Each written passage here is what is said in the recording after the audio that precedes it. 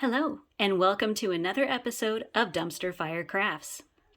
I wanted to talk about my Christmas scene here in my dollhouse, which I haven't really done a lot of work on, but I started with this room because I did a diorama for the state fair, and I just loved it so much, thought I'd tear it all apart and put it inside my dollhouse. So, right here, my favorite part of it is this silly little deer head. He is 3D printed, and if you're wondering how I got that teeny tiny dot, it is actually done with a toothpick because, well, yeah, I didn't know how, so I ended up watching another YouTube video, and those nice people taught me. Now I'm passing it on to you. The fireplace was also 3D printed, and we used the Ender Pro 3000, I think, something like that.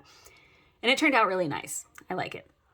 The grout kind of stuff, what is that stuff called? Mortar? Was actually this stuff. Vallejo ground texture. And it actually worked really well. It was applied with a toothpick also, because, yeah, nothing else seemed to work properly for me. Back here, I've got a little book that I printed out right there. And I glued it so I can't take it out. These are jewelry, locket kind of things that I trimmed the side off of and put pictures of my Rugrats in. These right here are regular little beads, and the hooks, posts, something they use for jewelry. I'll show you how to make that stuff later. And the stockings I crocheted myself. Got a little fire pit grate. Is that a fire grate? What is that? Inside, and I used the metal thing came from Michael's craft store. And then it had these like little logs or something like that in there. I decided they weren't cool enough, and I threw them away. And so I went outside and I found a stick, big stick, and I chopped it up into little pieces, and that's what gave me inside there and this little spot here. Now, if you ever heard the song by Twisted Sister, I Am Santa Claus, in there it says if you leave him cookies and beer, he will come to your house first next year. And so that's why we have cookies and beer. These are my children when they were sweet. That is just a scrapbook circle thing that I put in there as a frame. Painted it. Right here, this Christmas tree, I'm thinking about using this thing as the topper. But I haven't decided yet, so I haven't put anything on there. This is actually the second tree that I had. And the first one, I took a Lemix, I don't know, they sell them at Michael's.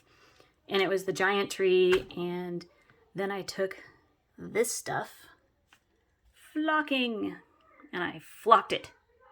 That just sounds fun. I flocked it. But it got everywhere. Now, if you look at these little teeny tiny, there's spots everywhere.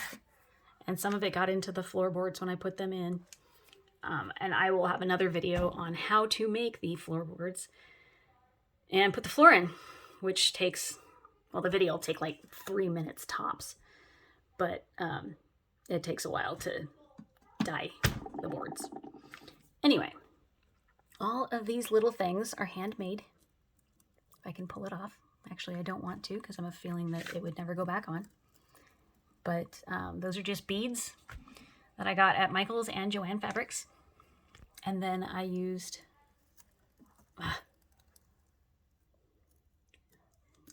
they're hooks that made for jewelry stuff.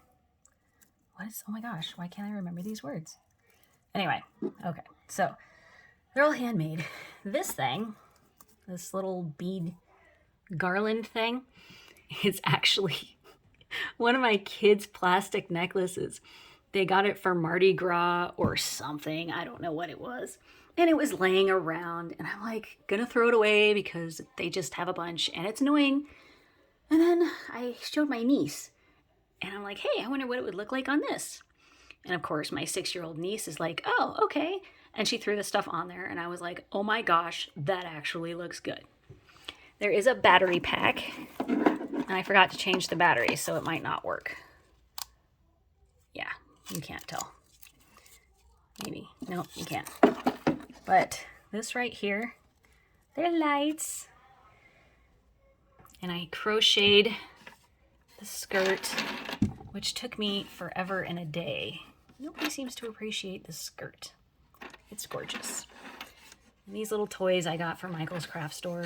This thing came from the zoo. This little elephant guy. He was like 75 cents in a tiny little bin. The wheel came, or the wagon came from there. The rug, I love this rug, is, I don't know, that's not a cereal box. It was a box for cookies, obviously, grandma's cookies in there. And I used that as a backing.